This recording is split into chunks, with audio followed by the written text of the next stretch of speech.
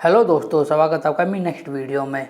तो मैं बच्चों आपके लिए एक डिक्टेशन सोच रहा था, कोई अच्छी सी डिक्टेशन सर्च कर रहा था। तो ये मुझे जो मैंने अपने डॉक्यूमेंट रखे हुए हैं और कुछ इम्पोर्टेंट कागज़ है, तो उसमें ये मिला। ये 2019 का है, ये प्रैक्टिकल जो शॉर्ट एंड हिंदी का है, स्टेनो हिंदी का।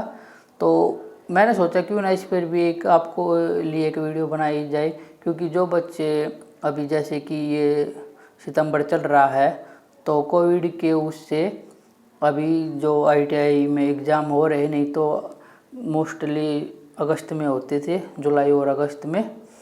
तो अब थोड़ी डिले हो रखे है, या फिर जो बच्चे अभी स्टेनो कर रहे हैं आईटीआई से, या फिर आगे करने की सोच रहे हैं, तो उनको लिए ये बेनिफिट रहेगी ये वीडियो।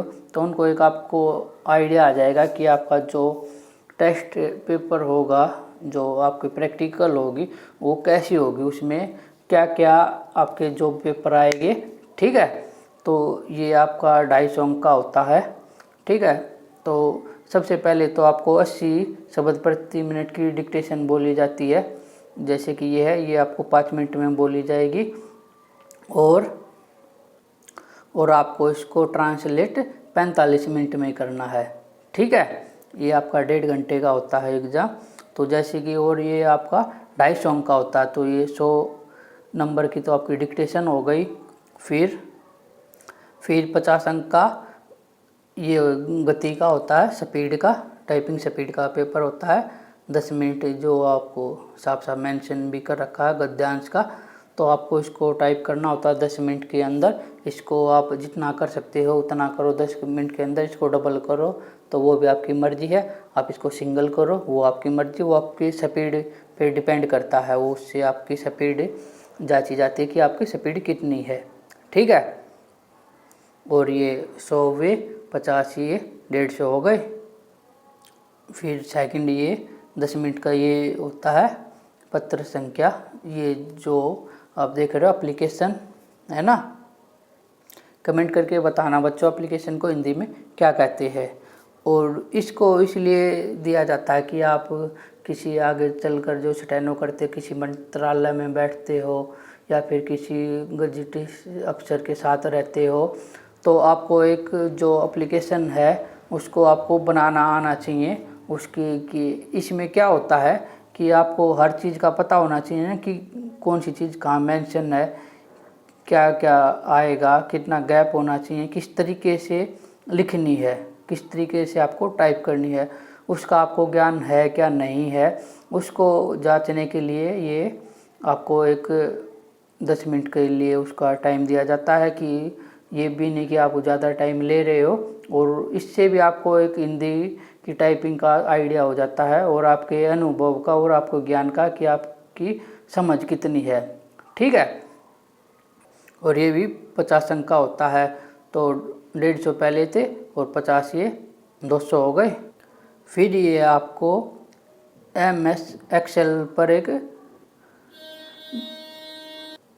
शीट बनानी होती है और उसका प्रिंट आउट निकालना है, आपको एज इट इज़ बनानी है। और इसमें यहाँ आपको इनका टोटल करना है। इससे भी आपको पता करते हैं कि आपका जो कंप्यूटर का बेसिक नॉलेज है क्या नहीं है, कि आपको कंप्यूटर के बारे में बिल्कुल नॉलेज नहीं है। तो जैसे कि एक्सेल हो गया, MS वर्ड होगा, पावर पॉइंट हो गया, प्रिंटिंग हो गया, तो एक और इंटरनेट हो गया, ये कुछ बेसिक चीज़ होती है। तो इसको अभी आपको ज्ञान होना चाहिए। तो उसी को सोचकर ये भी आपको एक प्रैक्टिकल दिया जाता है, जिससे कि आपका पता चले कि आपको कंप्यूटर का कुछ अनुभव है क्या नहीं है।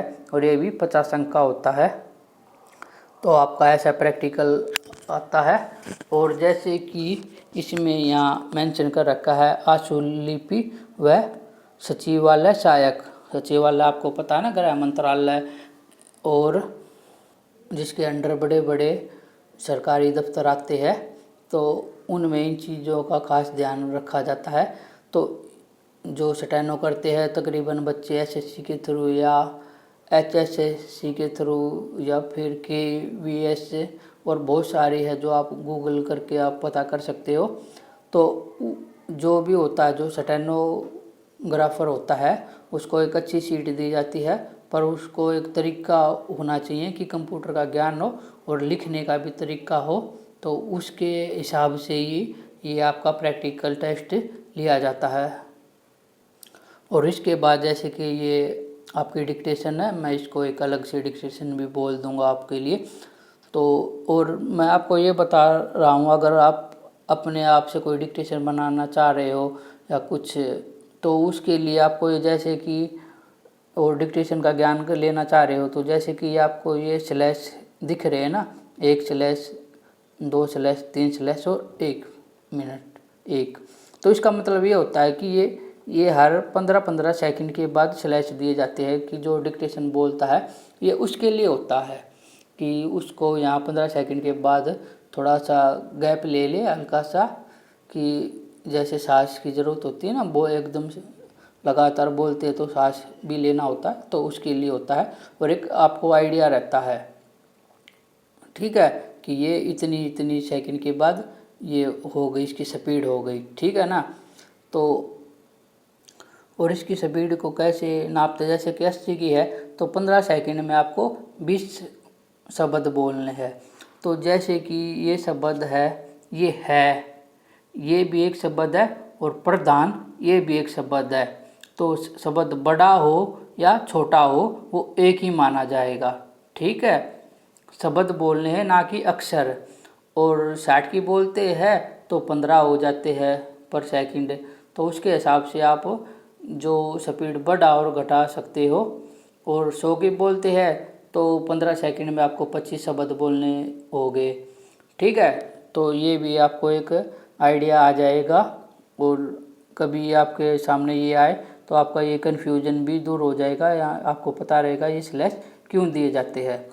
तो आई होप ये वीडियो आपके लिए यूजफुल रहेगी, और ज़्यादा से ज़्यादा लाइक करके और सब्सक्राइब करके अपना प्यार दे। और मिलते हैं नेक्स्ट वीडियो में। नेक्स्ट वीडियो होगी इसकी डिक्टेशन की, ठीक है। बाय बाय तब तक के लिए।